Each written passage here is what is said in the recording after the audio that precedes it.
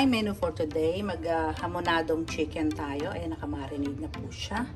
Magpapaksiw po tayo ng bangos. Ayan. And then magtotortang talong po ako.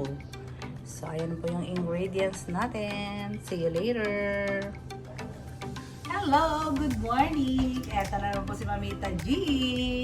Kumusta po kayo? Siguro kabisado nyo na yung intro ko. Ano kakaganito? So, napanood nyo na po ba yung ating menu yesterday? Sana naman po. At paki-likes naman mga madam. Puro views lang. Paki-likes naman. At saka, mag-subscribe na rin po tayo. Okay? Please. So, ayun. Kumusta po ang inyong yesterday? Ako po, ayun, taob na naman ang ating ulam. At again po, eto na naman ako. Ready i-share sa inyo ang ating menu for today. Okay. So, ako po, ang menu for today ay tatlo na naman. Unahin ko na po ang chicken hamonado. Ayan po, nakamarinate na po siya. Ito po, bago natin isang kutsa, ipinapry ko po one by one. Kailangan i-fry natin siya para wag siyang malabog pag nilagay natin yung sauce. So, haluan natin ito ng sausage, chicken sausage, and potato para meron siyang extender. Okay? So, magpa-fry po tayo niyan. And then, meron din tayong nakamarinate na paksiw na bangus. Ayan. So, bubuksan ko rin yan. With talong po yan. Ayan. Makikita nyo naman kung paano ko siya ginawa. Siyempre, ang pagpapaksiyo ng bangus, ako sabay-sabay. Pares lang po ba tayo? May luya, bawang, sibuyas. Okay? Yun po ang pagpapaksiyo. At nilagyan na natin talong and sili. Sama-sama together na sila hanggang sa kumulo. At pag kumulo na or gusto nyo ng tuyo, lagyan nyo na ng oil. Di ba? Para looks yummy. So, and then, ang isa natin pa ay ang tortang talong. Ayan, binabalatan ko na habang nagpiprito ako para wala po tayong sayang na oras. Hindi po ba? So, may ulam na po ba tayo? Kung wala pa, ayan, may idea na po kayo. Di po ba, mga madam? So, ito na nga, sinisimulan ko na siyang balatan isa-isa habang nagpiprito tayo. So, I hope susundan niyo po itong ating pagluluto at babalikan ko po kayo. Ayun, I'm back. So, luto na po yung ating paksiw. Ayan. Ngayon tayo magpa-fry na ng talong at igigisa ko na din po yung ating hamonado. Yung hamonado, pin-fry ko isa-isa po yun, ha? Ito na siya yung ating hamonado. Ayan. Binarinate and then ipin-fry ko po siya. Okay? So, igigisa na natin yung sauce niya. But habang nagigisa tayo ng kanyang sauce, ako ay magsasalang ng tortang talong. Diba? Mga madam. So, magsalang tayo ng tortang talong. Ako po ay gusto ko mag-torta ng talong. Kayo din po ba yung ganyan? Ayan.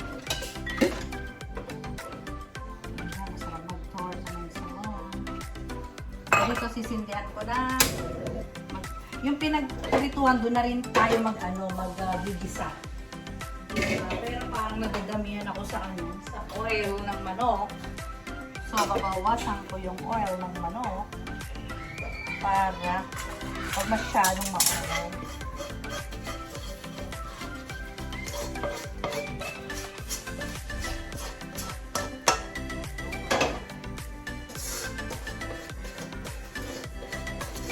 Yung medyo nagsusunog-sunog. And then, mag-gusto tayo ng oil lang. Ayoko nang ma-oil masyado ng chicken. Ilagyan natin ang ating bawang na. Baywing. Habang nagaganyan tayo mag-torta. Tortang talong. Yun ang kagaya ko kung mag-torta. Diba? Parang wala tayong aksayang oras. Mabili po yung ating torta. Mga madam, alam nyo ba? And agad ang nabibili sa akin.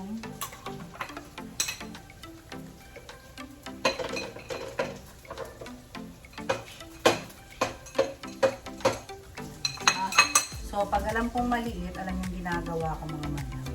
Inaanuhan ko yan. Yung dinadagdagan ko baga. Siyempre, ayoko malugi yung mga madam ko. Diba? Yun. Dadagdagan ko siya. Tapos dagdagan natin siya ng sauce. Wala po itong ginili kasi mura lang po itong tinda ko mga madam. Baka masusyak kayo kung magkano lang yan. Kaya laging ubos ang tinda ko. Ako po yung murang magtinda. Bukod sa masarap na olive. So yung ating bawang ay patuloy ang kanyang. Pag pinagbabrown ko lang po muna yung ating bawang. In a very low fire lang kasi kailangan natin pagsabay ng ating ginagawa. Diba? This is how I cook my torta. Kung gusto niyo special, siyempre tapingan niyo yan ng ng giling. Tapping lang yung pag-minsan. Ano lang po ako. At saka low fire po para diba, maganda yung tignan ng ating tortang salon. Torta talaga. Diba? Yan, medyo nagbabrown na yung ating bawang. Isunod na natin ang sibuyas.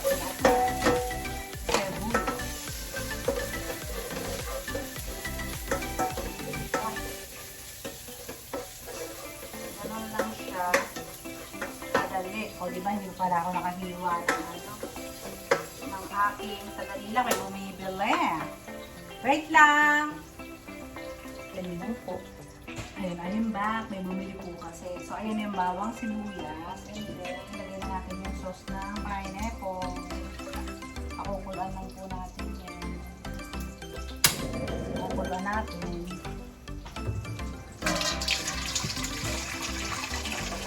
Lagdayan ko ng sabaw. Alam mo naman ang mga suki. Ito, di sabaw. Sabaw pa mo.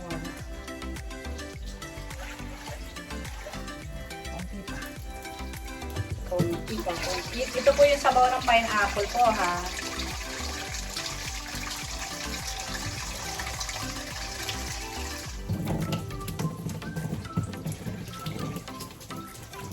Takpan natin. Sakpan. Double time tayo sapagkat kailangan natin ito lang. Alam mo yun, yung kaninang may patis na to, itong pinagbabarang ko na, nagdagdagan ko siya ng patis. At syempre, huwag kalilimutan ang sugar. Pepper, diba? Pepper. Hintayin natin ang kukulo, mga nila. Kulot-kulot ko. Natira akong konting ginis sa mix, lagay ko naman. Sayang pa yun, diba? Optional lang yun, hindi nyo kailangan sundin po yun. So, ang ating torta, let's see. Ayan, ito na. The torta is done.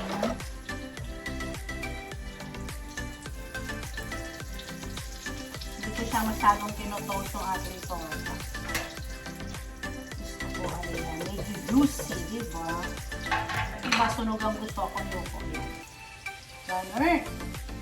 So, more.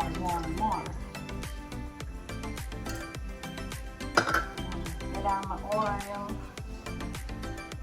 Salang pa more.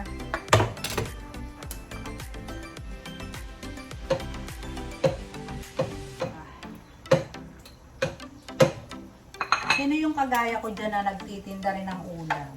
Relate po ba kayo sa aking ginagawa? Mga madam ko, relate ba kayo?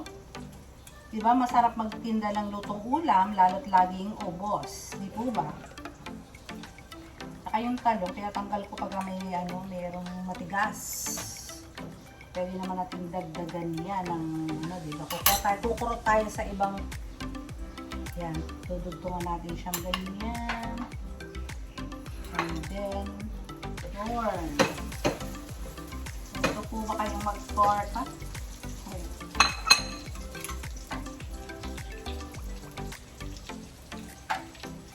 Madali lang mag-torta, tawag dito. Maano lang, matagal kasi kung ang ginagawa ko mga 25 pieces, ayan, ganyan po. So, pakukuloyin natin itong sabaw at babalikan ko kayo. So, ayan, kumukulo na ang ating sauce ng ating, ganyan, abonado.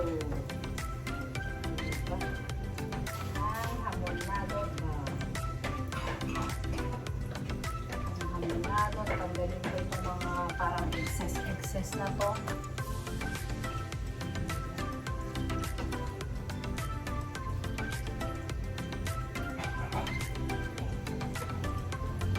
So, tikman natin kung ano ang kulang. Kulang ng pineapple. Bigyan ko ng pineapple.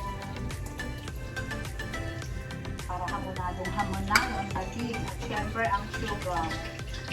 Dagdagan ng sugar. And ilagay na natin yung ating chicken. Lagay ko muna yung patatas. Dapat piprituhin natin itong patatas pero hindi na. Lagay ko na lang siya. Pwedeng i-fried po yung patatas.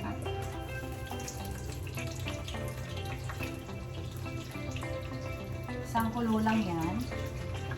And then, ilalagay na natin yung chicken. Kasi fried na po yung chicken, mga naman. So, para hindi siya malabog, hindi ba? So, tortang sarong. This lang.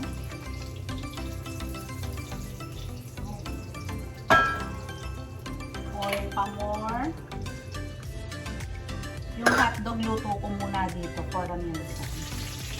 Paglagay natin ito sa hamonado.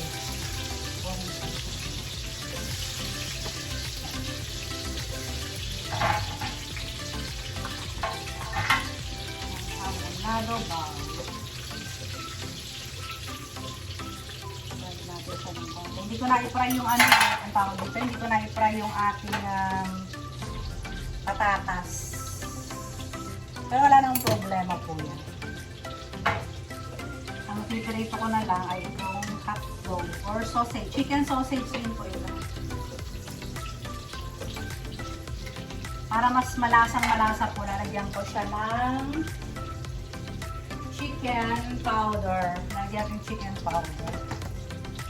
Ito optional lang din. Gusto ko lang po para mas malasang-malasa. Ang manok. Kunti lang.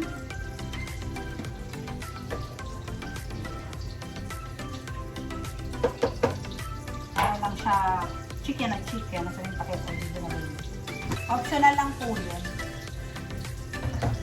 Lalagay yan. Kumukulo na po yung ating patatas. And then, lalagyan ko siya ng celery. Konting celery.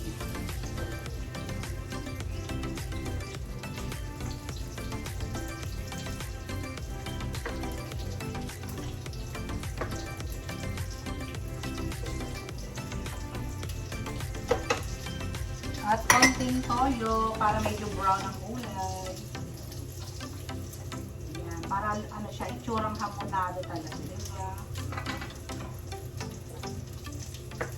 Another one, kulo pa. Kasi medyo machigas pa yung patatas. So, ayan na, luto na yung ating hotdog.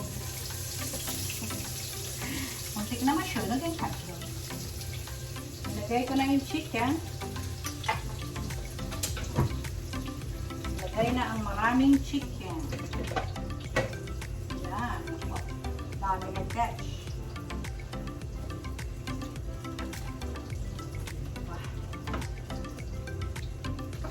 Oh, napuno mga madam. Diba? Tapos, ilalagay na natin yung ating mga hotdogs. Together. Oops. Lagyan na natin. Ay, gusto ko rin. Ano rin? Ayaw rin ba? Ano? Awan. Where is the hotdog? Pumpkin.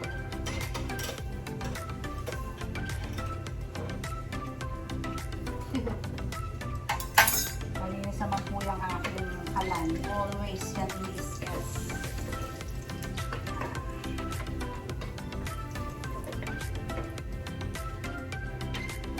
Diba? Punong-puno. Punong-puno. Ano po kasi yung chicken ko? 3 kilos siya. So, in. Pag kulo nito, it's done. Mga done. Okay na yun.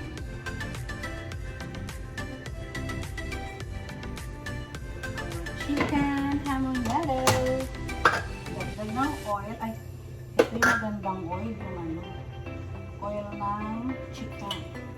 So, lagyan na natin yung another talong.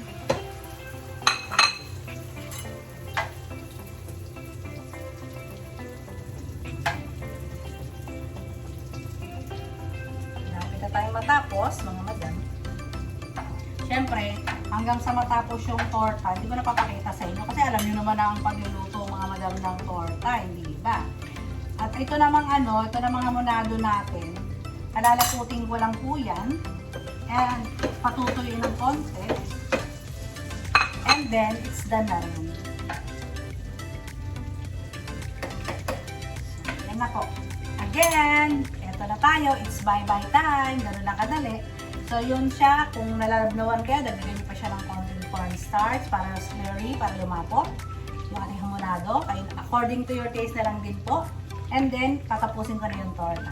So again, maraming salamat sa inyong pagtangkilik. Again, pa-like, share, and subscribe. So again, mabuhay tayo. Stay healthy always and God bless us all.